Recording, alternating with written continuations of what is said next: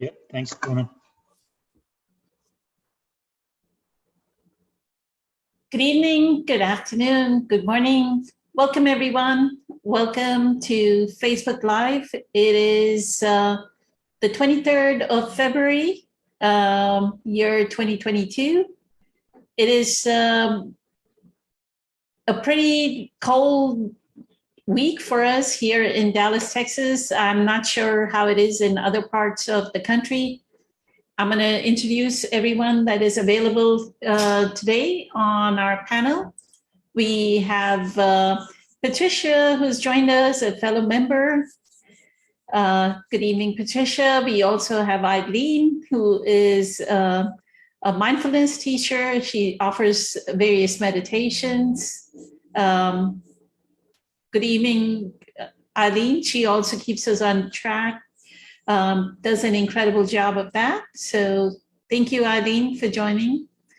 And then we are joined by our normal panel member, Kelly and Kelly. I don't see Kelly, but I see the other Kelly. So good evening, Kelly. Thank you for joining. And Michelle is here, as well as Ashok has joined us for the very first time. So good evening, Ashok, for joining us. And Marla is here, and Ken. And I just saw Caesar joining, who is our, who has been channeling, I think, or is mediumship, and as well as a spiritual teacher. So today, did y'all have any questions from the workshop, the people that attended the workshop? Michelle, Marla, Patricia, Ken?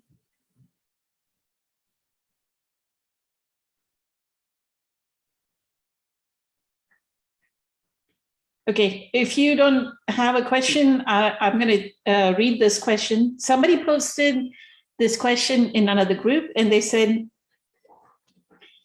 hello all, completely understand not to react to my feelings, let them pass. Rage, jealousy, being fed up.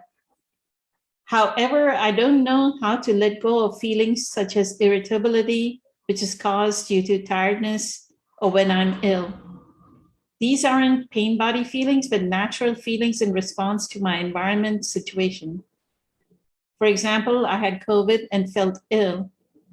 This made me irritable.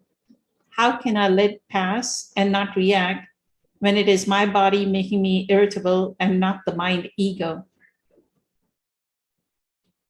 Kelly, did you want to get started and say something about this?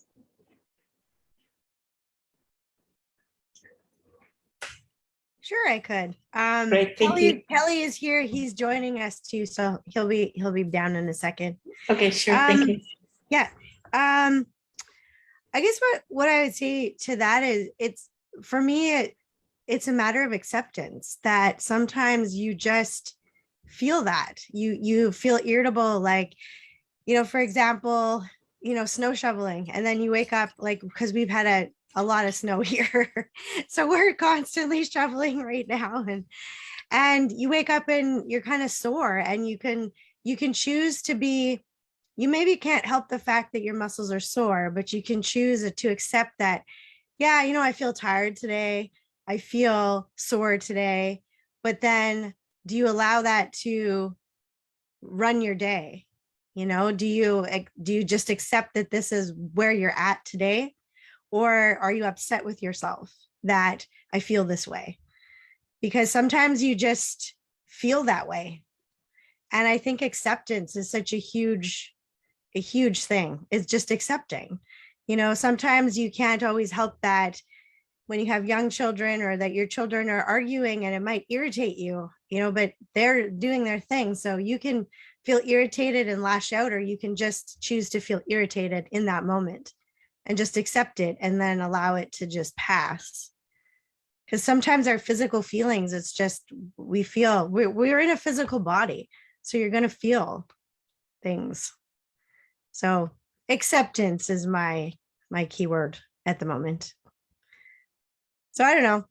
I'm not as long-winded sometimes as the other Kelly. So I may have more to say later when he comes down, but I'll let someone else go on.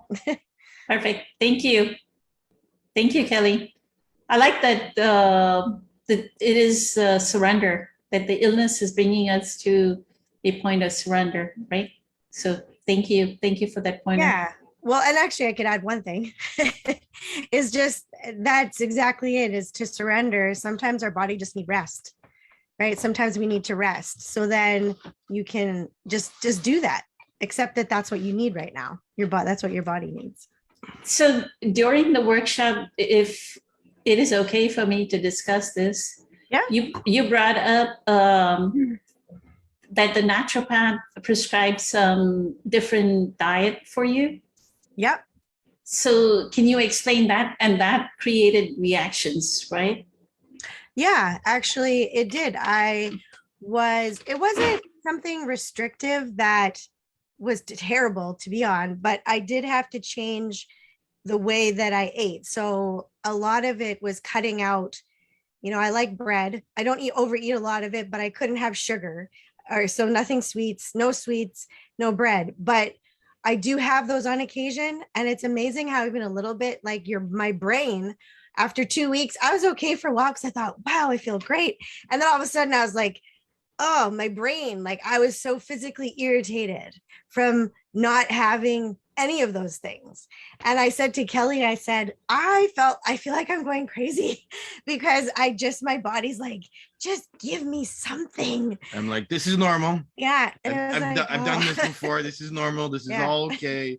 Everything's fine. It's just the withdrawal symptoms. Yeah. And it was just accepting that in that moment, my physical body felt irritated because I was detoxing.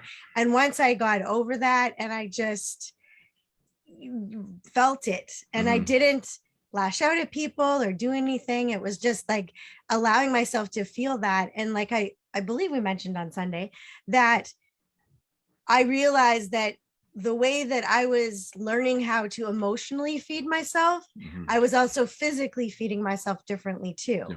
And then I noticed such a huge difference, like even at Christmas time when you're surrounded by all the stuff, because I said to my naturopath, because that's when I could experiment with other food. I said, I just really want to, be able to have like dessert or what, and she's like, that's fine. But it's like when your body chemistry changes, and now my body actually really wants other things. And so it was really, it was a very interesting process to actually physically feel the irritation caused by doing something physically different with my body. Yeah. So for us on the medical medium diet, we are allowed honey and maple syrup.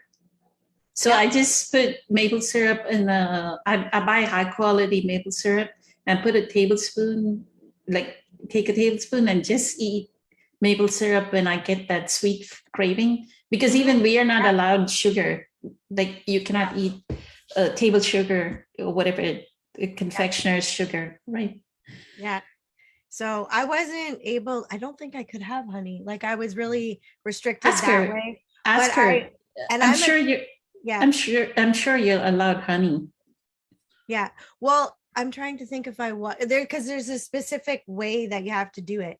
But it was also that I could have things like almond butter. So I replaced that, like having a tablespoon, like a teaspoon of that instead of chocolate. Because I used to love chocolate. I don't know if anyone else is chocoholic, where I would just love like a little piece of chocolate and the here and there. And so I'd replace that. And that also had, because really when your body will crave certain things like sugars or salts, it's a lot of it has to do with that you're missing fats in your diet. So the almond butter has like the good fats in it, especially if it's just, pure almond butter. So there's things that, plant-based fats versus animal. Yeah. So, yeah. Anyway, but yeah. So Kelly, I think I posted, is he able to see? I'll come back to you. The question from Ashok? No. This is what we're talking about. Yeah. How to let go of feelings like irritability, which is caused due to tiredness or when you're sick. So not necessarily an emotional trigger, but like a physical trigger. I can speak to that. That's where we're going with this. That's where we're going. Okay. All right. How do you deal with that? How do you stop yourself? You have to have something in terms of internal dialogue that actually gives you a counterbalance. We operate so much counterbalance. We operate so much in our minds, in our programming, in our stories, that when we actually try and stop them, it becomes really hard if we don't have an internal mechanism or an understanding that we have to counterbalance the negative internal dialogue. Rage, fear, anxiety, depression, anger, judgment, those are all stories from our programming. This is why I use decrees and invocations an awful lot. Just saying, I am light, I am light, I am light. This isn't about stopping yourself and thinking happy thoughts. This is about letting yourself feel what you're feeling while you are repeating the invocation and decree to change the emotional association so that you no longer have that pull or that hook. So it no longer has an effect on you. And the way that you do this is by actually letting yourself feel the rage and the anxiety, and then changing the internal dialogue associated with that actual emotional feeling. So you have to do this. You have to go through this, let yourself feel it, but also let yourself feel the other space. And it will, I mean, from my experience, it felt absolutely ridiculous at first because I'm like, I'm saying this stuff and nothing's changing inside, nothing's changing. But I did feel better. I did feel slightly different. And the decrees and the invocations saying, I am love, I am love, I am love. It's like, oh, well, that's like, goofy, like, granola stuff. It's like, no, it's not. When you are saying, I am love, you are actually recognizing yourself. What you are doing on a vibration and frequency level is that you are recognizing that you are actually love when the stories and the programming are telling you that you aren't. So that's how you counterbalance stuff. I could try juggling, but I already, I'm not very good at it physically. But this is the kind of juggling. This is the kind of mental juggling in gymnastics. Don't do it. This is the kind of mental juggling in gymnastics that we do until we stop it. And it takes discipline and it takes practice. And that discipline is where your ego, your shadow, the energy of that attachment will try and hook you back into not believing that you're getting anywhere, not believing that you're actually doing anything, or that anything's working, or that anything's ever going to change. Yeah, because the physical feeling will pass, right? And I know someone else is going to speak to that too, because the physical feeling will pass, but you have to let it. But you can also choose to let it get carried away with it and be angry, or you can just be like, oh, okay, I just, it's gonna pass. So yeah, that, like you said, the dialogue in your head is really important.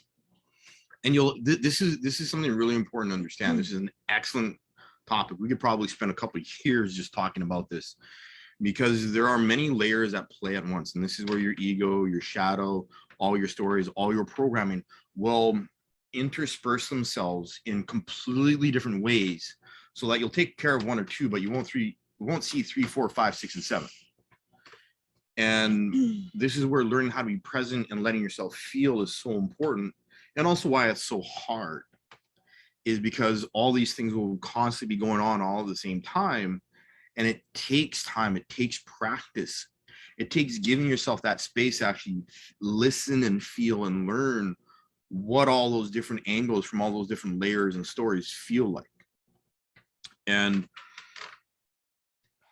listening to the body is essential. Listening to the mind is essential. You develop a combination of being able to counterbalance against the feelings in the body or the triggers, right? Because when we are actually triggered, we actually feel it in our bodies. We actually feel it in our bodies. It's not our mind that tells us we're feeling something. We know it because we're feeling it physically. So it takes time to process, go through a trigger and go, I'm okay. I am okay feeling this. I am okay feeling this because it is helping me heal. I am okay feeling this. I am healing, right? So I've spent years telling myself this stuff to counterbalance all of those triggers and all those different layers of programming and stories that I've had buried in me. So by no means is this exhaustive discussion or the final definition. Everyone is different. Everyone has a different process.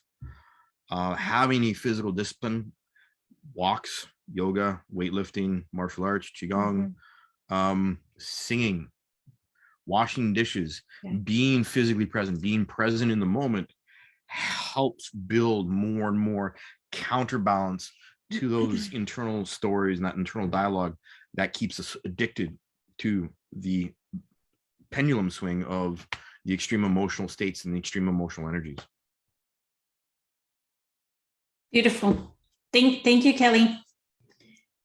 Poonam, I'm sorry, before Kelly, before you move to another person, could I just quickly ask Kelly, why would the questioner say that anger and the jealousy and rage would be easier to let go than irritation, which seems just much smaller of the emotion, but because it's coming from the body, not the mind, why would that be easier for anger and rage than irritability to let go of?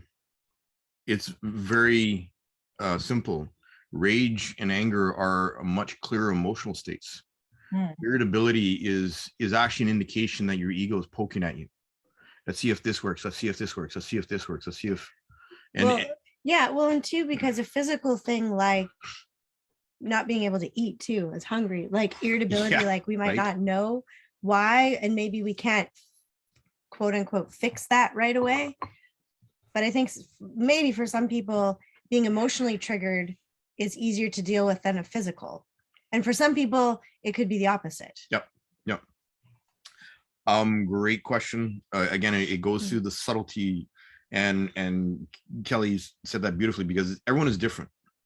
So for some people, irritability is just like, oh, the little things, they don't matter, but they'll get caught in a big emotion like anger or rage. I know I spent actually about 2 or 3 years feeling constant rage when I actually broke through an awareness threshold. And it's not attached to anything. There's nothing. I'm just walking down a hallway and all of a sudden I feel just extreme rage and I want to break stuff and burn stuff and do people harm. And I'm just like, oh, wow, like what's going on?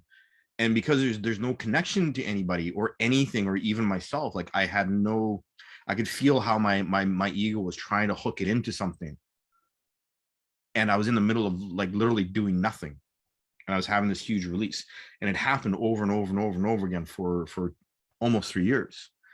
And it was a huge moment of clarity in terms of understanding how energy can come up, you can release anytime, and how to stay focused and how to stay disciplined with my practice of being present and observing what I was feeling and not getting drawn into it or making it about anything, to just let myself feel something.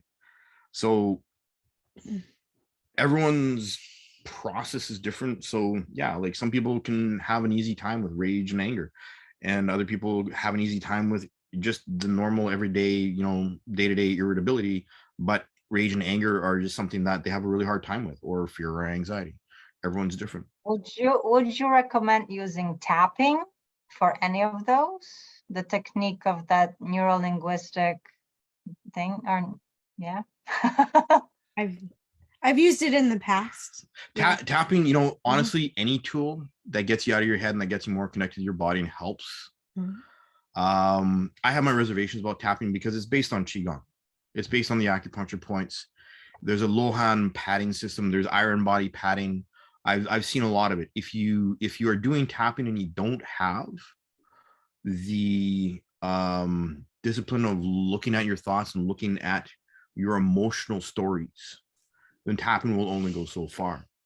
And I'm part of a couple of tapping forums on that I keep track of, because I'm always curious to see what people are doing and why and how it's working. And everyone who has a problem with tapping isn't doing their ego homework, isn't listening to their ego or their shadow or their emotions. They just think that this is a magic bullet and they can But tap it's and a they, good- yeah, but it's a good tool. it is a good You know? tool. It is a good tool. Always good to have tools in Yeah. the tool. I've studied many methods to figure out what fits for me. So I definitely recommend tapping, especially when combined with mindfulness practice. Absolutely. Thank you. Thank you, Kelly and Kelly. One of the things that I feel is, does this person think that they're spiritual and the media bringing up COVID so many times, right? So now we have a kind of aversion to getting COVID. If it was the flu, we would have just accepted it, right? If he got the flu, flu is so normal.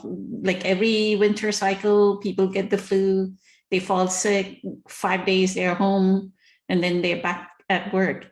So is the irritability or the mental resistance, the identification is me, I should not be getting, I'm spiritual, I should not be getting COVID. And that's the mental resistance, that's the identity that I'm so spiritual, I should not get COVID. And now I have COVID. So the irritability arises, right? Automatic reaction of the ego, band-aiding the situation. So Ashok, you wanted to say something, and then Eileen has a couple of things to say. So thank you for joining us, Ashok. Yeah, thank you. Yeah, actually, this time works better for me than Friday. So yeah, it's great. Actually, this is a great, really good question. Very practical question. We all go through sickness, illnesses, and then we get into this state, right? For me, the practical example also, if you ever go through like a physical training, there's always like a when your PT guy is pushing you, you feel so much pain in the body, and there at some point then kind of you get over it, right? So it's like we all have different levels of tolerance for pain. Of course, so what I found out is as to, of course, body pain is real. We all have these five senses. If you're bleeding, or if you're kind of if part of your body is paining, of course you feel the pain. But there is also some mental component to this, and that's where if you're all subject to same kind of a punishment, physical punishment, we all take it differently, because like the tolerance for pain is different, and part of that is also mental, as to what we tell and how we can overcome it. And also it reminded me of a good story of Ramana Maharshi, famous sage. He had a wound, and then an insect started kind of eating into his wound, and it became bigger and bigger. But he didn't have any reaction to it. He let it happen, and all the people around him were getting like so much concerned. How can I take it? It's becoming bigger and bigger. So it's kind of like there is so much. I just like I know like Patricia asked a good question about like a rage and other things. Those are like more of our psychological fears or psychological challenges. Whereas when it comes to body, we identify so much with body, and we feel it immediately, and it feels real. So those are my kind of thoughts. A lot of things are already covered very well by Kelly, but I was thinking, yes, surrender is, of course, that's I think surrendering to the moment of the presence. And we all know a lot of these things, this too shall pass. And when we think of that after that, maybe like that can be a good aid in the meantime. Perfect. Thank you, Ashok. Good pointers. Incredible pointers, Kelly, and Ashok. Eileen, you wanted to say something? I did. When I first heard you read the comment and then I reread it, two things jumped out at me. One was the irritability part of it, because to me, irritability is, resistance, and it comes from that trying to be something or someone that is different than what is actually happening in the present moment. And so trying for it to be a different way instead of just accepting, that radical acceptance of what is, I think is where the irritability comes from. So the person who made the comment made it because of, the irritability that comes with just the body being tired. You're sick, you're tired. How to deal with that is, well, to deal with it, in my opinion, in my experience over the last couple of years, is dealing with it through a lens of gratitude. It's like, yes, I am sick. Yes, I am tired. But then being grateful that the body has, pushed it to that level, because the body sends us these messages. It sends us the messages that if we don't take care of it, don't take care of the body and rest, that it will just force the issue. And so rather than resisting that and becoming irritable because maybe you can't, perform your work to the best of your ability, or you can't, do something you normally would be able to do, or you don't feel like cooking dinner, you don't feel like taking care of the kids because you're tired and you're sick. Like, instead of thinking of it as all of the things that you can't do, being grateful for the fact that you're being forced to rest. And really, if we are present and being mindful, we'll catch those things before it gets to that point, and then we won't be forced to rest.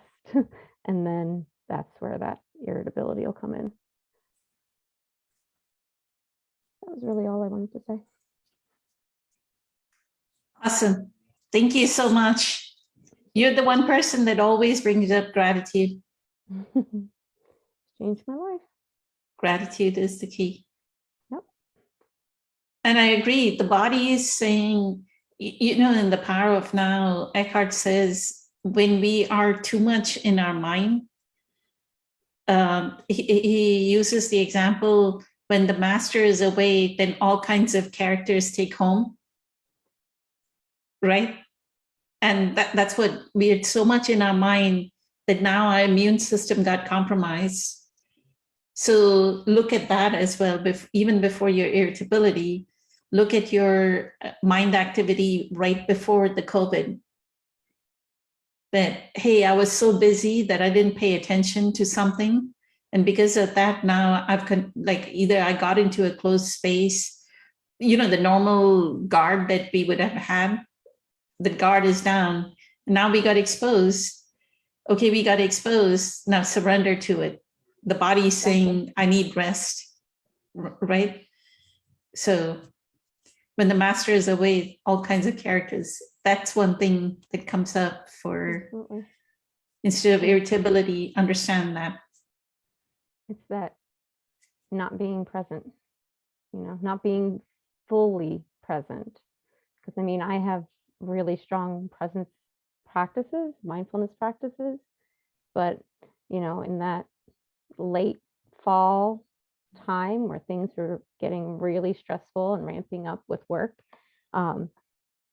doing those practices, but maybe not enough, or maybe just not fully present in each of the individual moments throughout the day. And I ended up right there, and was confident that I wouldn't end up there because of, how I live my life, but ended up right there. But then I told you guys when I finally made it back after like 6 weeks, that I was grateful for every bit of it, because I wasn't able to, I guess, force the issue myself, that no, this is not happening. I am going to rest. And so that opportunity was presented to me. It's like, okay, you're not going to do it? Well, guess what? Yes, you are. And I was down for a long time. Beautiful. So thank you. Thank you. Caesar, did you want to say something about this topic? Sure. So Thank you. everybody has touched on this phenomenally. I gotta say, Poonam, you look marvelous. Thank you. I just started jumping on and getting addicted to the medical medium, so I begin my voyage there. So Eileen said a couple of things. The gratitude and opportunity are the couple words that jumped at me there. So one, you have to experience what he's experiencing in order to practice. It's what everybody's saying here. It's a practice. What a better time you have than in that situation to actually practice what we believe in, and that's the acceptance, the surrender, the surrender to the isness of it. And I agree with everything that everybody has said. On the healing side of things, Eileen mentioned the gratitude, and as long as you dwell in that frequency of irritability and anger, you are keeping yourself sicker, and you're conditioning yourself more so. The attachment is growing. You are still creating that momentum of the victim, or the momentum of low vibe energy. So in order to change that and to begin the healing process, after all everybody has said, be grateful that you have the opportunity to at least practice the acceptance, because without that, how do you practice what a beautiful thing to practice on. It's an opportunity. But to dwell in that state of gratitude or acceptance, because you have to be in full acceptance of what is, to be grateful. Yes. That raises the frequency, that enables your immune system to kick in a high gear. Fact. That begins the healing process right there. Other than that, I think everybody's touched on this really nicely.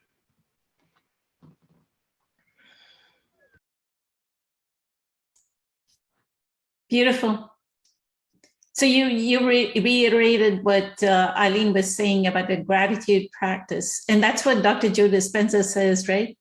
Gratitude is the ultimate state of receivership. Be in a state of gratitude, and maybe they don't even need doctors, and what would take 10 days may even compress itself into 5 days, right? Out of that gratitude practice. So thank you so much for that. Michelle, did you want to say something about this topic?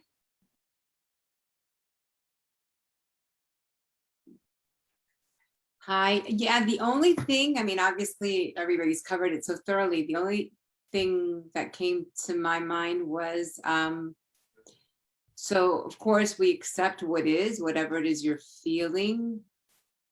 So the pain, the physical pain, or the physical irritability comes in because of tiredness, but then we notice that, but then our minds start to take over and complain and tell stories about, I'm feeling so much pain. I'm feeling so much pain. I wish the pain would go away. Oh my God, when is it going to go away? So all of that mental chatter, if you could be a little bit more vigilant about what's happening in the mind, because the physical pain you have to accept, it's there, but we don't have to give in to the story behind it all. And so that can cause as much suffering as the physical pain, and just sit with the pain and, offer it acceptance and love, and just try to focus when the pain is intense, just be with it. And then give yourself the permission to do what you need to do to heal. But I think the stories, even though if we look very closely, as much as the physical pain is there, the stories of behind the pain is as traumatizing. So you feel the irritability is not so much because of the illness, it's more the psychological, the narrative that we are adding onto whatever the life situation is. The life situation is just as it is, right? Absolutely. Beautiful. Beautiful pointer. Thank you. Thank you, Michelle. Ken, did you want to say something, Ken? I'm just going to be brief. I just love the answers. And this very, very topic I've been talking about with somebody last night and then today. And just really, really realizing for myself that I have to rise above being in presence, being aware, and really seeing how if I'm irritable or noticing the subtle little shifts, how easy it is to start feeding a negative thought. And also I was picking up my attitude. If I have a resentment or a wound that I haven't dealt with, boy, oh boy, could I feed that negativity if I haven't worked through something, if it comes up. And that's something I'm actually starting to be aware of, and so thankful and having gratitude for being able to see that and being able to see my part in a situation that could go in a negative way of thinking if I don't really, really watch out. So, and then realizing that everything that happens is a way of getting closer to God, getting closer to surrender, and to really to be able to let go with that clarity. So I just love the answers. I'm like, oh my God, this is so incredible how everyone is picked up about love, gratitude, being aware, being the observer, and just watching. So thank you so much. Beautiful. Thank you, Ken. So if you had any previous past condition pattern of resentment, take care of that resentment so that it doesn't bubble up in the irritation. Like mixed up with the physical illness is actually your our resentment. Goes along with what exactly Michelle said, right? There's some narrative that we are adding on. So beautiful. Thank you. Thank you. Marla, did you have something to say? Sure. For the past several, all I can do is share what's worked for me. And I've had plenty of these little irritations come along. Tiny ones on a daily basis. And just as you all have said, if I ignore it and don't pay attention to it, it either grows or an old unhealed pain of some kind will latch onto it and go, oh yeah, see, there it is. Oh yeah, that's what you're unhappy about. My mind tries to explain it. And that's where the big gift that Eckhart has given to me is the power of observation, the separation of I, the observer, and me, the one experiencing the irritation and the pain. And what I have found in big and little physical irritations that bleed into emotional irritations is that if I can catch it, whenever I catch it, soon or later, if I can just take my breath that I take in order to pull myself into presence and look at it, just observe it. For me, observation has been the key because it separates me from it. And I can observe it and I can talk to it and I can have a dialogue with it. It's a technique I learned in previous psychological therapies that I've been in, and that it's almost like putting a chair in front of you and setting it over there. Okay, irritation, sit down, let's talk. And okay, you're not feeling good. What's going on? And then sometimes I even have to move my body into that other chair and talk back to myself. And I only have to do that when it's big, when it's been going on for a while and it hasn't been observed or caught. If it's just a little, oh, I'm tired. Yeah, I know. but I want to get something done, but I really need to get this done before I stop. Yeah, I know you really want to get this done, but what we have to do now is rest, right? Wouldn't you like to rest now? Oh, yeah, I really would. So you can hear me dialogue there. I've practiced it so much, and it helps me immensely to move into the observer mode. In fact, that was one of the things that really drew me to study Eckhart more, was his whole teaching about the big I and the little me, and realizing that they're separate, and I can use the power of observation, of present observation in presence, to deal with all the little me issues. I think that's where I'll stop. Thank you.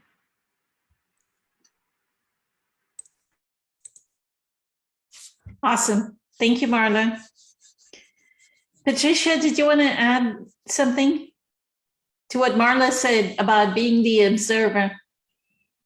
Thank you so much for this question. Whoever asked it, thank you for posting it, because all the answers were incredible and I needed the answers. I didn't even know that I had these questions, but apparently it resonated with me so much that I got so involved that I was trying to even stop Kelly from talking in the beginning, so I don't forget to ask my stuff. After patiently listening to everyone, what came up for me, in addition to everybody's input, was 2 words: patience and trust. And that was my experience. So I always thought it was my limiting beliefs that I'm good enough, and if I'm doing everything right according to the rules, I'm not gonna be suffering anymore. That would be my way out. So I started medical medium radically, and I didn't experience any irritation or drives for sugar or chocolate that I used to love, and even different sets of meats, because I like it was a radical. I had to do something different, and I treat it as a pure gift. So I completely changed. And now 3 months in, I'm getting some eczema on my fingers, right? So I'm thinking, okay, I will just continue because that's what it's for. You know, all the toxins are releasing, all the stuff. And I healed a couple of them. And now 3 days, ago, I'm starting to get new ones on my fingers. And then this irritability, yes, it's coming up because it's itching me, it's painful. I have to put Band-Aid on it to cover when I go to work because it's just ugly looking. And I found myself thanking, if I'm that observer in the present moment, I'm actually looking and saying thank you. And for different reasons, I can realize I'm not my body in that moment. And this is just a reminder, something is going on. Then it's a reminder to, that patience, that so important, because that's what my problem was with everything. I want to do everything right. I want to do it radically. And then I want the results. So even with this, it's another lesson. Be patient, it is what it must be. This is the experience, exactly what you need. And, trust that there is a lesson in it. There is this ultimate trust. We had those talks about Eckhart, the source of ultimate trust, and it's that present moment. So it's just, I'm blessing it right now, every experience to be an opportunity to keep me on my path instead of doubting it and going towards ego. Oh, see, you did everything right. And, you're still suffering from it. I'm just saying, this is another opportunity that I'm grateful for.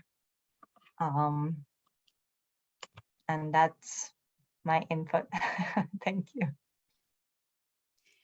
I still get it after a year and a half, Patricia. But I know because I do so much heavy metal detox smoothie, that's heavy metals coming out. I do have rash in like on the body, but it goes away. Like in a month, it'll go away from one spot, then it'll come on another spot. But I know it's cleansing, right? So it has to come out. And Right. maybe I don't drink enough water because I'm busy working. So he says drink so many liters of water. I feel I don't drink enough water throughout the day. So it's coming across around on the skin, but it'll go away. It'll go away eventually. Right, so you have patience and, you know, the trust Yeah, that, I surrender. I surrender that I'm doing the right thing and it'll go away. Right? yes. Thank you for that. Thank you. And right before this Q&A, you were saying that there were weird events that were happening after the workshop. What I would say is be cognizant that when you are going in a work environment, right, the energies of everybody else is going to, you know, it's like that restaurant story of Eckhart, that there was a lady that released her pain body at his home. And then he went to an Indian restaurant and a guy in the wheelchair tried to ram into the waitress and ran over the waitress's foot or something. And the restaurant owner knew that it had to do with Eckhart. He said, you did it, or said something to Eckhart that you're the cause of it, right? Like, even though his body, like we are pure, like his presence is pure, does not mean that the pain body cannot get attached. Like, it's like a bubble. So the people around you, like your co-workers and everything, they may be people with pain bodies, and as they're releasing their pain body, their energy shifts, that pain body can get attached to you. Is there a way to protect myself from it? Only presence, always presence. The other thing I would say is, as soon as you come back home, shower again. I have always had that practice. If I go to work, when I come back home, I shower. This is something that Sadhguru says as well, that you don't know what energies are getting attached to you. So always, like he says, just put a bucket of water. I just go complete shower. That's a great tip. Thank you. Yes, yes, because yeah, I'm bringing so much positivity, you know, but obviously they needed this to heal. And one lady, you know, cried in front of me, the other one too. Like, so there's a lot of happenings that are not necessarily about work, you know, it's like a personal life. But I guess they feel safe with me, or something is going on that, you know, Right. they feel that presence power, maybe that they opening up, and then maybe, you know, it also absorbing it somehow. Yes. Yeah. And the ultimate shield, you know, do you have the prayer from April during September meditation or November meditation? Gave a prayer about putting yourself like in a dome of light, and then saying a prayer to protect. That's a protection prayer. Do you have it? Yeah, I wrote it down. I have to go back. Thank you for pointing me in that direction. That You will help can- me, yes. You can use that prayer for protection. I feel that, you know, something is draining. I don't know if some of you can say something about that, but yeah, somehow maybe my presence power is not as, you know, powerful as I wish, but somehow, yes, it might be being drained a little bit, being surrounded, but all the needy people that they just, you know, hooking on it, releasing, but then I'm somehow maybe being depleted by, I don't know. So I'll move to the second question. The second question is, this person writes in that Facebook group, they say there are a lot of comments on here about forgiving people who have hurt you. So what happens if you had some violent action taken against you, if parents abused you, or some people are blatantly hurting other people and are aware of it? I do not think, this person says, I do not think I need to understand or forgive them. Kelly and Kelly, do you all want to talk about this?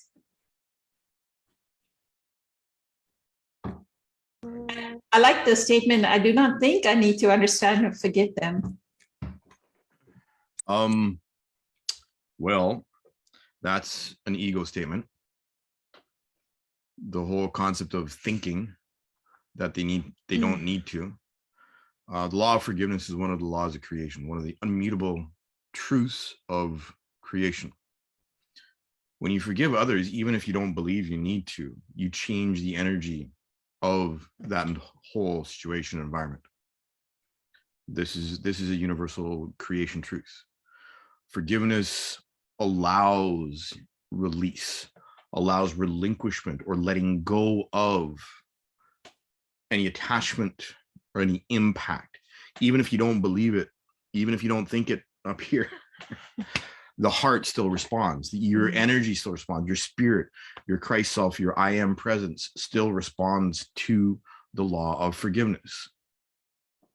It's very important to understand that the law of forgiveness and forgiving others, even if there's no conversation between the two of you, changes your inner dialogue, changes how you can actually relate and feel yourself present within that situation. Even if there's still anger, even if there's rage. Literally telling yourself, I forgive this person for this, et cetera, whatever the situation is. This is about taking back your power and not making the situation dependent on the other person's participation or the need to resolve and have a conversation or get closure, because you don't need closure to heal. You don't need to invite anyone in for dialogue to actually do real healing work, to release and let go of attachment to the control, even by projecting that you think you don't need something.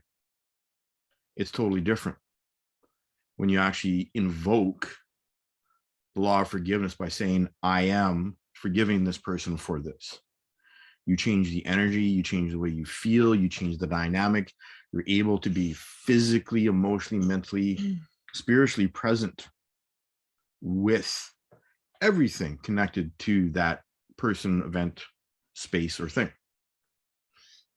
But I think like you said, we feel like we have to have the other person's participation in the forgiveness because our ego really wants their apology. Yeah. Right. We really want them to say that they're sorry. But if somebody is outrightly just hurting people, even if they said they were sorry, like, is that actually going to make you feel better? And I think more often than not, it really doesn't, because it can be very hollow. Yep.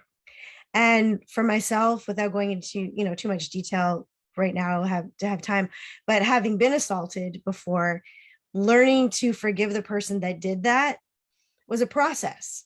It wasn't something that happened like, oh, one day I just decided that I was going to forgive him.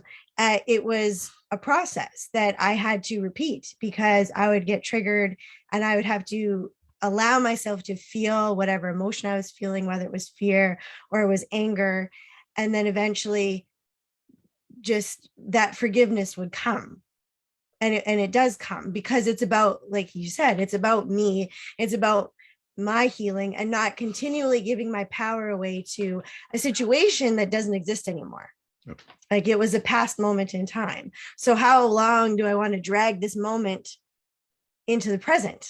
I don't want to do that. But it's also a process.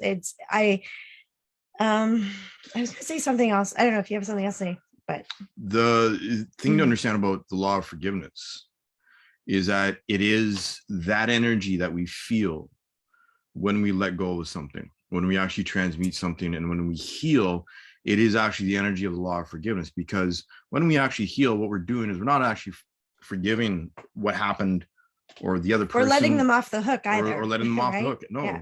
because what we're doing is we're stepping out of the karma of the back and forth, of the conflict, of the attack and defense. We're stepping out of the karma of being attached and stuck in that cycle of attack and defense. And when we're actually stepping out of that cycle and we're reclaiming our power, which is not dependent on any person, teacher, book, event, trauma, or anything, when we are reclaiming our power and being present with our power and forgiving ourselves for being attached, so attached to something that we've caused ourselves pain, we change everything. Yeah. Well, that's what I was going to say, was that last sentence about not understanding or forgive them. I feel that forgiveness comes when you actually do try to understand where another person was coming, even if the act that they did was horrendous. Mhm. Because when you look at it from a different perspective, that maybe they were abused, or that their actions come from pain as well, it doesn't mean that you let them off the hook or that it didn't hurt you. But then you can say, well, I'm not going to keep allowing this person to hurt me. They're a hurt person. If they're not doing anything about it, I need to do something for me. Yep. So I know for me, always trying to understand and seeing another person's perspective is important, not to necessarily change my beliefs all the time. But I think it was something we mentioned the other day too, that it's about broadening my own perspective so that my belief or it just gets bigger, so that I see more of a situation rather than this one thing. Mhm. Right. So. And there's also, I mean, the cultural influences of this perception that you don't think you need something is about self-denial and not letting ourselves feel what we really do need. So there's some layers here at play in terms of denying actually being present with something, because it is Yeah, I was gonna goosebumps. say. It is actually it's all about being present with everything, including the need to feel. And this is when someone says, I don't think I need to forgive them or anything. It's like, hold on a second. There's this whole other level of denial that we're so used to. It's like, I don't think I need to do that. It's like, yeah, but have you looked at it? Have you let yourself feel it? Mhm. Have like, and you know, I was on the receiving end of bullying when I was a kid, and the simple process of reconnecting, you know, one of my bullies, one of the guys who used to be one of my bullies owns the garage in the town where my dad lives, and I see him all the time. And there's this huge transformation in our relationship and so much mutual respect now that I never would have guessed that was possible when I was a kid, or that would ever happen. And there's so much gratitude for me having let go of the impact of being bullied by this person or being on the receiving end of, you know, any kind of verbal abuse from anyone growing up as a kid, because of how, you know, being non-Catholic and non-French in a French Catholic school was very interesting, to put it mildly. The layers of self-denial are very, very real. And these are subtle aspects of the stories that we tell ourselves. Well, I don't think I need to do this. You need to actually look at everything and let yourself feel everything. This is the big secret. This is really the big secret. You need to be present with everything. But I think someone else said it in relation to the other question we were talking about, is about being a victim. I apologize that I can't remember who said it. But in that, it was, yeah, I thought it was you, Patricia, but I wasn't sure. But it's also the same thing when you feel like, well, I don't need to do that. Well, are you keeping yourself then in a position of victimhood by not looking at it, by not practicing forgiveness? And that's when you were talking about how your relationship with your bullies changed. It's like, well, do I want the relationship with myself to change? How do I want to see myself? How do I want to see, you know, be with my own? Yeah, it's like presence, looking right? like even calling him a bully, or my you know, or referring to him as someone who bullied me. Yeah. I realized there's part of me that was going, but he's Yeah, not but, yeah, but we don't anymore. understand that. That Yeah, doesn't feel right. There is no feeling of anything there anymore. anymore. And I'm like, oh, right. Wow. So Mhm. yeah, right. So again, you have to like, yeah, you have to be present with everything. And this is sort of one of the things about this journey is like you can't cherry pick because your heart Yeah. and your spirit, when the things align and the healing comes up, there's no way to get by it without actually being present. You can't cherry pick. And Yeah. this I'm is, gonna look at that, but not that. yeah, I I'm know, like, I know. I like all this shiny stuff. I like what they're saying, but not that. It's like, so it's all of those moments of resistance that are actually your language to your heart and to being present for yourself. That's it. Thank you. 4 cents, 3.5. A few pennies, penny Okay. jar is getting fuller and fuller. Yeah. I like the fact that you said, both of you said, we don't need the other person to forgive. We don't need a dialogue with the other person to forgive. I like that pointer because forgiveness is for ourselves, right? It's like what Dr. Joe Dispenza says, we are quantum entangled with the other person, Mhm. right? And we are trying to break that bond by through forgiveness. We are actually trying to break that bond. And I also like that the stress on, I do not think I need to understand. The moment we say, I do not think I need to understand, I'm identifying with an opinion, Mhm. right? By creating that identity, I've lowered, my ego is feeling superior, and that situation, that life situation is inferior. And I'm more what Dr. Deepak Chopra calls righteousness as morality with a halo.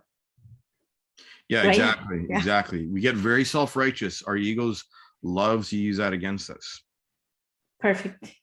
Thank you. Incredible. Thank you so much for this dialogue. Caesar,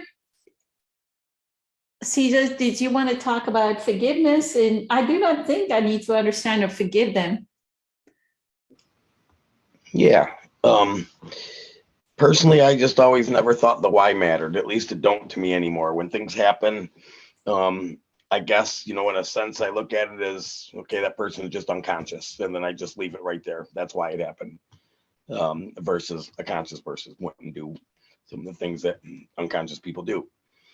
So I just narrow it down to that in a small sense to try to eliminate the need to understand, I suppose. But yeah, it's going back to the three sides of the same coin again, the acceptance, that the person did what they did, surrendering to the moment, as the isness of it, and forgiving yourself for not forgiving the situation, I guess, or him, or whatever the case is at the time. And I believe you have to sit with the feelings as well. Yeah, but like Abe says a lot too, life is much like a buffet. You don't walk through the buffet and all the things that you don't like put on your plate and take that to your table and sit with it. You leave the ones that you don't like where they're at, and then take the things, as like Kelly was saying, just the shiny things that appeal to you, put that on your plate and bring that to the moment. And Kelly too, was saying, did she want to keep dragging this along into her present moment? No, she made the choice that she didn't want to, carry that with her. Because the resistance of the non-acceptance or the non-forgiveness is going to cause a great deal of pain. Yeah, and it will have an effect on the pain body throughout until it has been forgiven or accepted, whatever category you want to slip that in. But yeah, I mean, they both Kellys just made beautiful points. I really don't have much else to add to it, other than let's see here. Blatantly hurting other people, you understand and forgive them.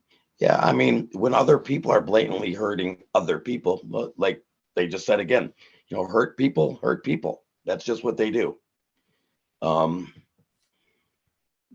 Even intentionally, it's not for us, to judge or to try to understand or even forgive them.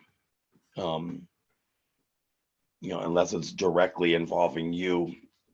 I guess, when you're watching it happen to somebody else, sure, you can reach out to both people and then maybe handle the situation, the interaction with compassion and on both individuals to try to maybe help. But when it's not happening directly to you, that is, and once it happens directly to you, well, then you have to deal with the forgiveness part of it.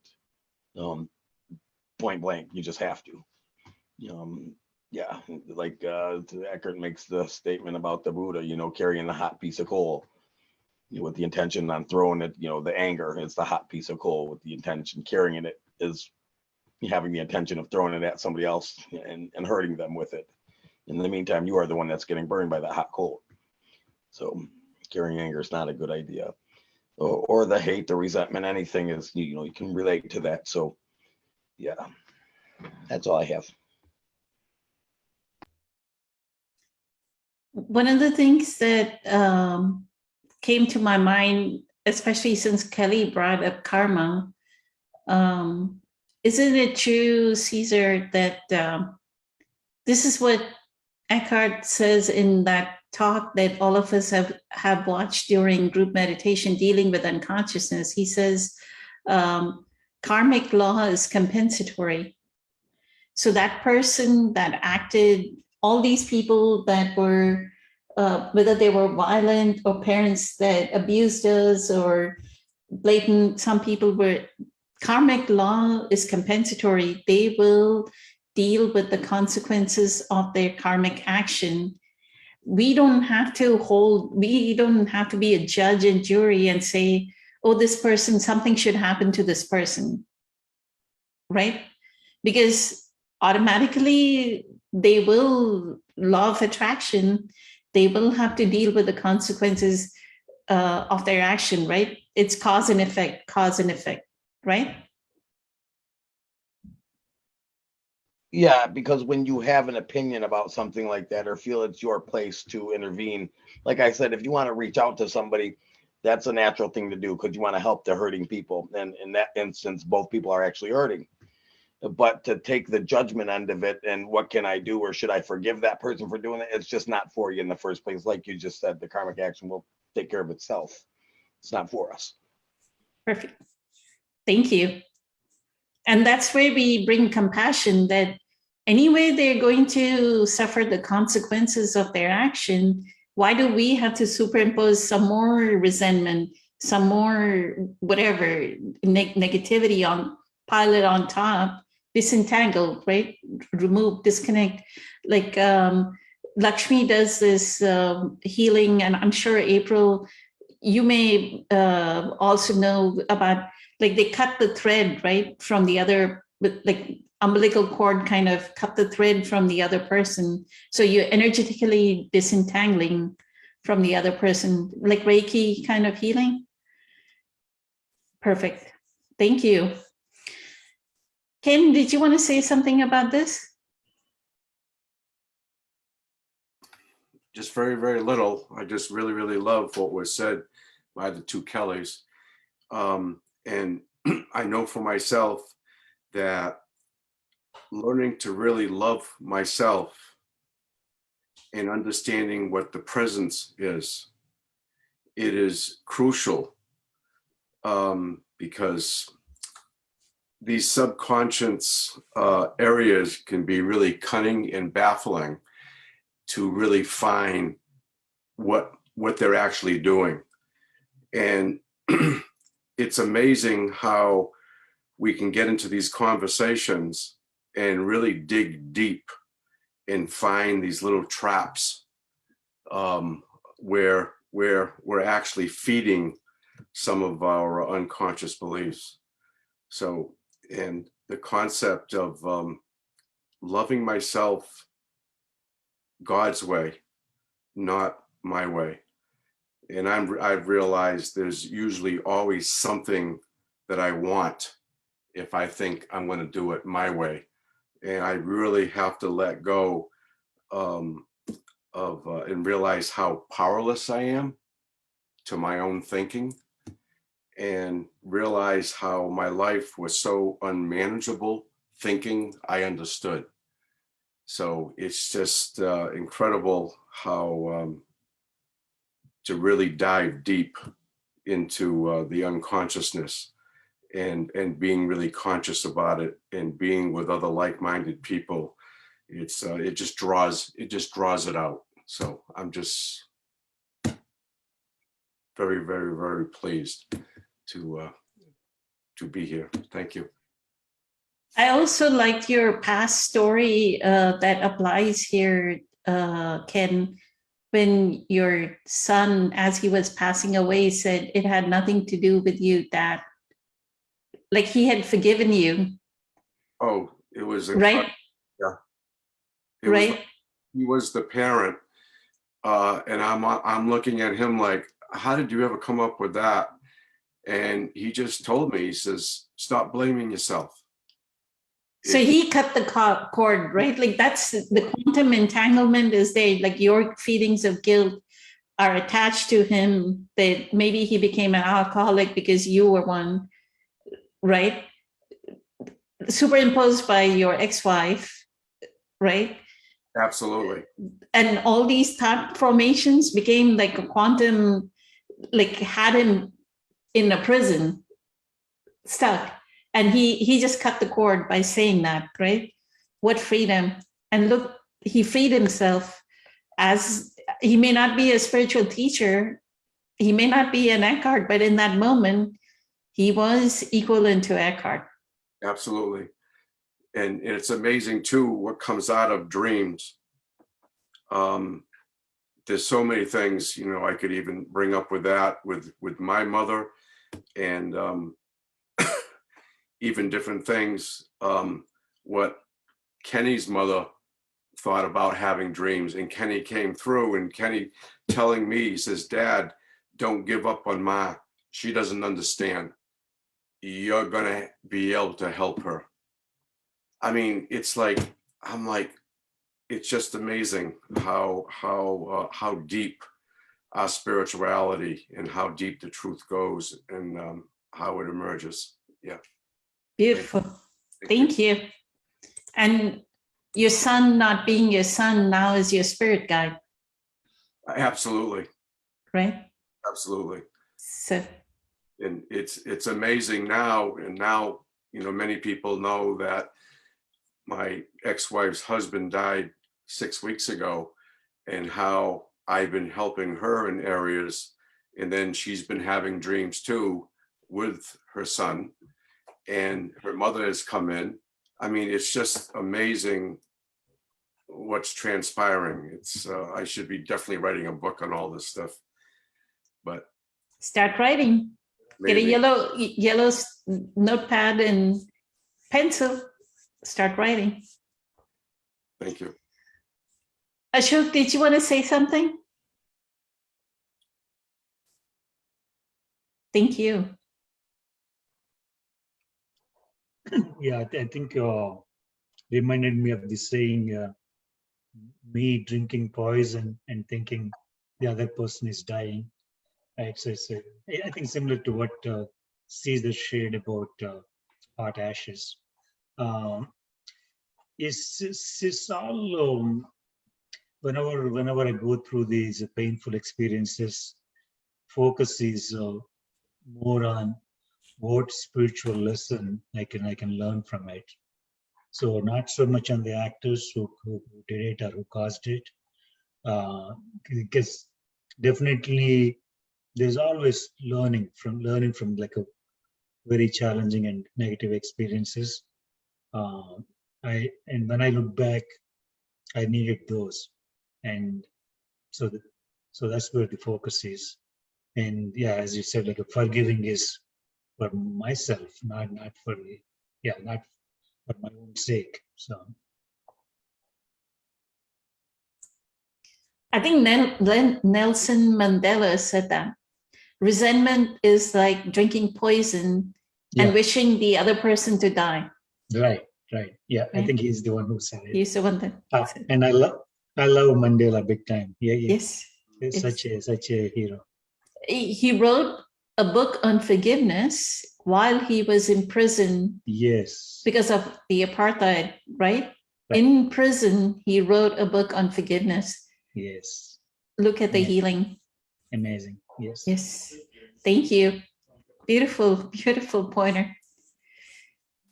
How synchronicity is this, that you bring up Nelson Mandela and we're talking on the topic of forgiveness, and he wrote like the Bible on forgiveness. Yes. Right? Absolutely. Yeah. So thank you.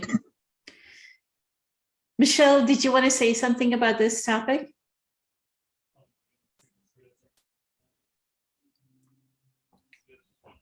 Thank you, Poonam. Yeah, I think it's, wow, it's a journey, right? I mean, especially if you've been the initial victim of an abuse or an assault, we have to honor the experience, and you have to kind of feel whatever it is that you feel. But at some point, again, well, everybody said it, you forgive for yourself, and so that you can heal and move on, because then what happens is you continue to carry the story of what happened, just like in the first example, or the first question. So then now you're the one that is carrying all that suffering. So you have to make peace for yourself, you know, and just, you know, when you do have that wider lens of being able to see what the circumstances of the other person is, sometimes we're so hurt that we shut ourselves off from, right? As we've had in other conversations, we say you can only react from your level of consciousness at that time. So that person who perpetrated those acts was acting from their level of consciousness. That's not to say that, you know, they have the, you know, that they're not going to pay the consequences. And as you've already mentioned, karma will take care of that. But that's not to say that in that last line and that last sentence, I don't think I need to understand and forgive them. If you're able to sometimes the feeling that I get here is like, I don't need to have any kind of I don't need to forgive them and understand them and continue to have a relationship with them. No, you can have that high quality. No, I went back and listened to that Eckhart Tolle because I had a situation where I wanted to listen to that high quality no, where you can say, you know, this happened. I'm going to forgive you, but I don't want a relationship. I need, you know, safe. I need this for me. And you, as long as you don't say it with a story and resentment, and just a high quality no, where you're honoring your safe space, your needs, I think that's important too, because, you know, you don't have to be a doormat or, you know, and say, okay, all is forgiven and we continue the same way. You cut the cord, right? You cut the cord, and that might be not communicating with that person, but then freeing yourself and freeing that person. And then moving on, you know, it's not an easy journey. You know, I saw a movie that was beautiful about, it just came out, it's called Mass. And it's about it's just the whole story's in one room and two sets of parents. One set of parents were the victim of a mass shooting in a school, and the other set of parents were the parents of the perpetrator.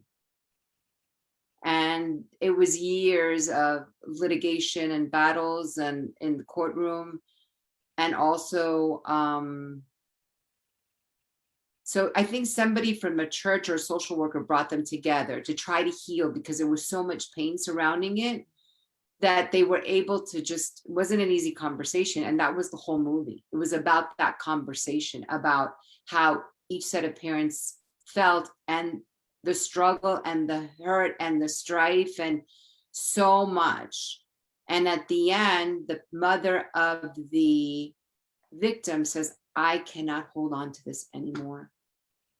And she was able to offer the mother of the perpetrator forgiveness, because it was just too painful for her to continue to live in that. It was a beautiful movie. The story, and of course, Joseph was the one who wanted to see the movie, go figure, but you know,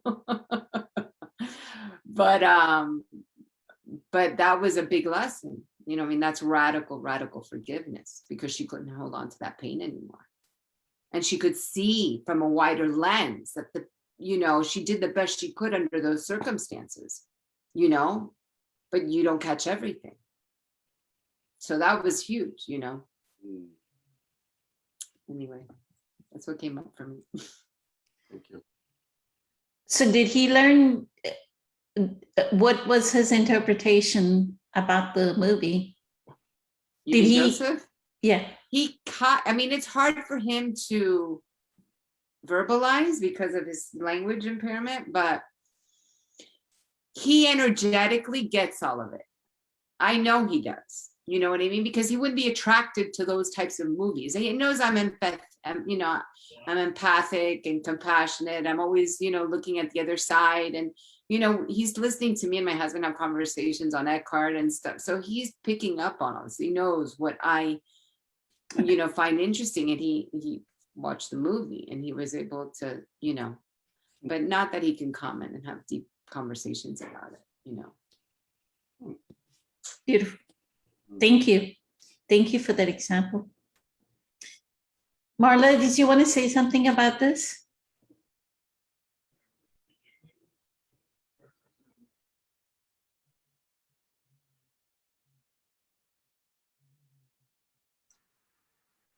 Sorry, I had to get to my button.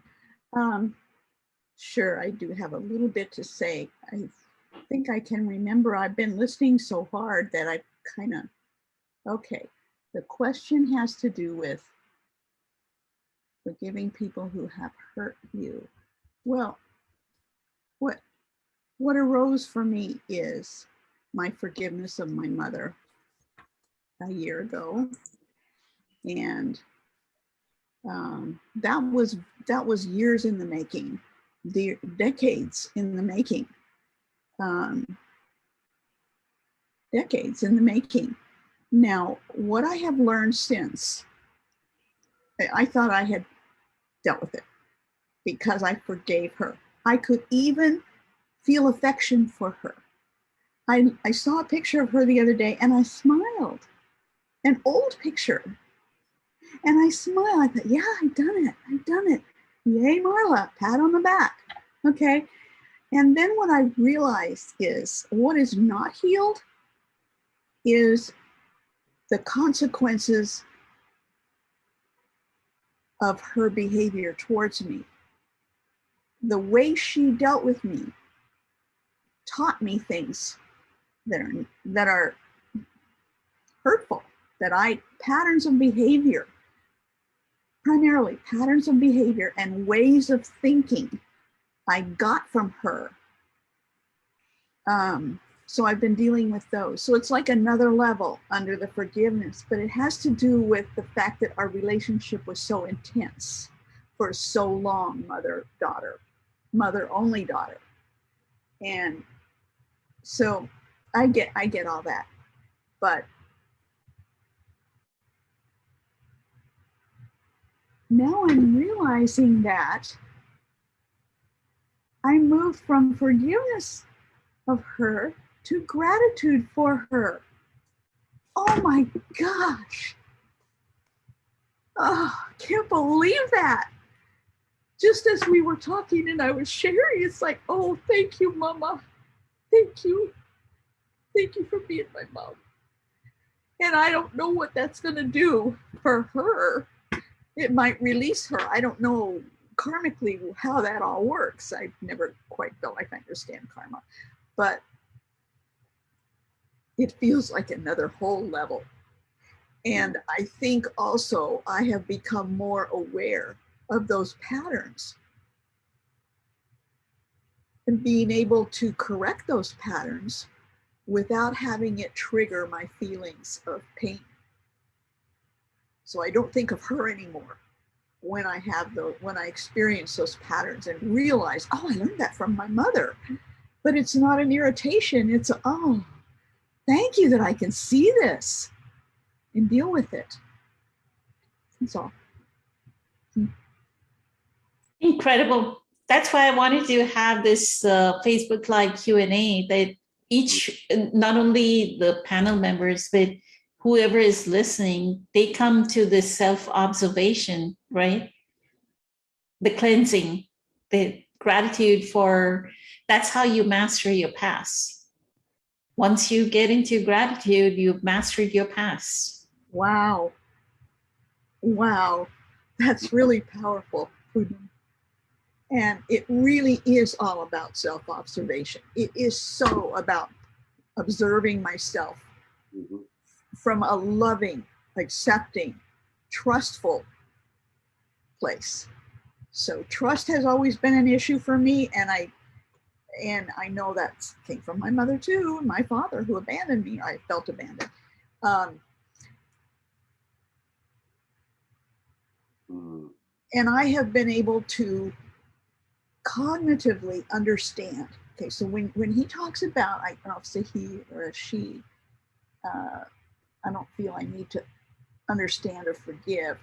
The understanding for me had to be looking at their life from their perspective and trying to understand who the heck was my mother?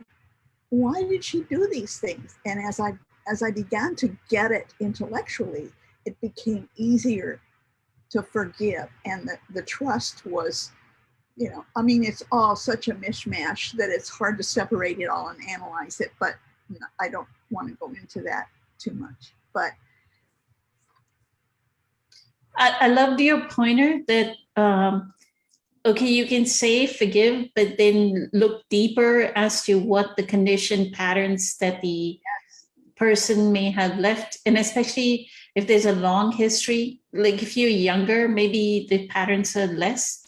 But like you say, there's decades of togetherness, right? Shared past, and now they are patterns. One of the things that Dr. Joe Dispenza says on, since you've become so incredible at watching your thinking, he says, when we see the conditioned pattern, you loudly say change. yeah. Oh, okay. Gotcha. Right? Yes. It's change. It's almost like it's forgiving my mother, because I really did blame her for all of this. I mean, she did it to me. It wasn't my fault, blah, blah, blah, blah, blah. Once I could forgive her, then I was able to do this more easily. I was able to look at those patterns and be able to sort them out and go, you're doing that. That's just like what your mother used to do. Oh yeah, oh yeah. But I could do it clearly, not with those resentments and that anger. Through osmosis, we picked it up, those patterns, right? Mm-hmm. Yes. Mine was like cutting people off from, like she had a really dysfunctional relationship with her in-laws. She cut all relation, and even her own sister, leave alone. So I had to make a conscious choice that I kept connected with everyone, no matter. So I did the opposite, right? Yes. Detecting the pattern, because I know that pattern is there in the family, right? That's a wonderful tool, Poonam. Thank you. Think about the opposite and choose that. Or when you see the thought, like if it's a pattern, that is a thought, right? Like you may say your granddaughter should be doing so and so, like how your mother would dominate herself and say, Marla, you should be doing so and so. Then the moment you see that pattern, you say change. Okay. Oh, here comes that conditioned pattern from my mother, because we know we are observing our mind, right? Here comes the conditioned pattern from my mother, change, and then it'll dissolve. You won't, next time you see your granddaughter, you won't feel, I'm just giving an example that it may. That's a relevant example for me anyway, so it's good, thank you. So this was random, like it just popped in my head. And so you say change. I cannot remember what it was, but I noticed it was about my son. I was thinking a thought, and I noticed that pattern is exactly how my mom would think about me, right? And I said change. I noticed the pattern, change, and it dropped. I never thought of that thought anymore. Did you need to add what to change it to? No, No. just the fact, and you say it very loudly, you say change, like forcefully, you say the word change. It may come up 5 or 10 times because it's decades of pattern, right? For me, I just had 20 years with her.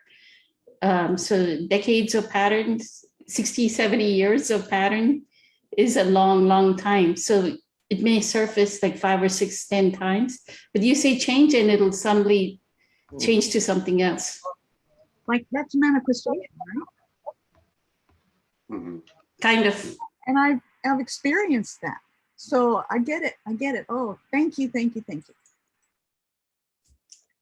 To wrap it up, Yeah, it allows us to embrace the contrast. The contrast had to happen. So when you had that aha moment of gratitude, realize what that was. That was embracing the contrast of what it was to allow you to be what it is. You know, change. It's a beautiful thing. Yeah, it totally reminded me of your story, Poonam. Almost right to the T. Awesome. That's good stuff, Marla. Thank you for sharing that. It's gratifying to see these moments like this. the contrast is given so we come to the gratitude so that we can desire something different, to be free of that bondage to the other person, right? We are becoming free of that bondage. Mhm. So the contrast is given there. They're going to irritate us. They're going to push our buttons, push our buttons, push our buttons. And then gratitude. Thank you for pushing my buttons. Thank you for teaching me the wrong way of doing things. I'm grateful. I'm grateful. I'm grateful. Eileen's beautiful statement, right? She's the epitome of gratitude. Just use gratitude and we master the past. You know, I've tried for years to deal with all these issues from my mother. And I thought I could do it by thinking about it, by thinking of who she is. And it did not happen until, well, you all remember, I think it was maybe about a year ago. It was right around Mother's Day, I remember. So it was learning from Eckhart to go inside and get in touch with me, with the I am inside of me, and having it was this group too. It's very much this group. So I needed you all. Thank you. Thank you. Yeah, but Loving Marla, it. Marla, don't forget, you did all the work. Yes. Thank you. Thank you, Kelly.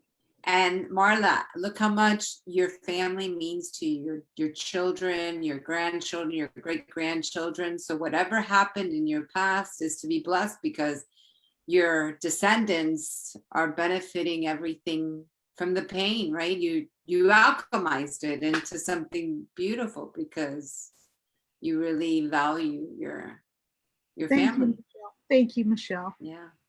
Mhm. When your great-granddaughter is older, she won't have that pattern if you No. heal it yourself. I see it in my daughter and my granddaughter, her mother and her granddaughter, or her grandmother, my daughter. I see this pattern in them when they interact with her. And part of my decision with her has been to sit with her in presence whenever I have her. And that's what I do. I'm teaching that child presence and acceptance and love. There's no control from me whatsoever in that child's life. So I'm working at it, guys, and it's fun. It's really fun. All of you are doing the work. Ken, Patricia, Michelle, everyone, Ashok. Patricia, did you want to wrap this up? It's getting late, I think, for everyone. Thank you. I actually would like to give my time away to either Kelly and Kelly or maybe Caesar to answer Marla's question because somehow it stuck with me when she realized she had her aha moment and she said that she went from forgiveness to gratitude. And she mentioned, Marla, you said, I don't know what it did to my mom, like in karmic way. So maybe that's, if you can address it, if forgiveness, when like someone already died and we forgive them, or even if someone will never see them again, if by us forgiving, does that, you know, do anything for actual, the bad guy, you know, that actually hurt us? Thank you. Thank you, Patricia. I guess I could feel this. That's a really important moment. That's a pivotal change. That's where you shift your the vibration, when you let go of the attachment to the pain, when the pain has really been transmuted, is when you can feel that gratitude. I know I've experienced that so many times with my mom and dad. You know, I sometimes, you know, have these moments. It's like, how did I come from these people? It's like, what the heck, universe? And it's like, well, blah blah blah blah blah. It's like, yeah, okay, yeah. It's like, yeah, I get it. And the you know, the gratitude that I do feel for my mom and dad, you know, having gone through, you know, my 20s, my 30s, and in my 40s, and almost in my 50s, and appreciating all the time and energy that they did take to support me the best they could, and understanding and appreciating and being grateful for that is what they actually did. Even if I can see deeper or understand certain concepts way better than they can, I know that as a kid, one of the best things possible happened to me.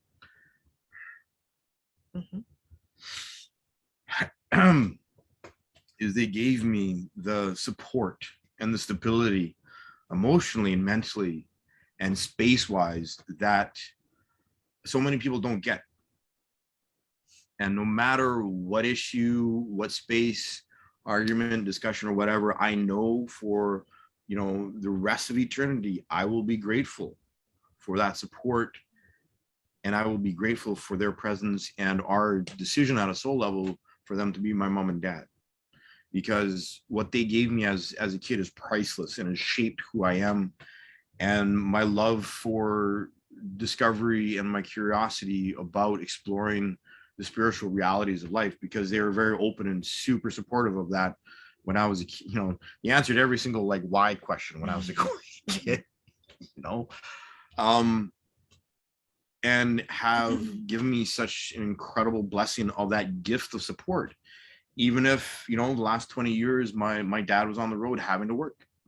And even if there were a lot of conflicts at work, working with my mom and working with my brother, I am still eternally grateful for having had the experiences, having them show me so clearly the patterns and the stories that I've grown up with, so that I can disassemble them, and so that I can heal myself, and so that I can change the energy, so that I can change the pattern.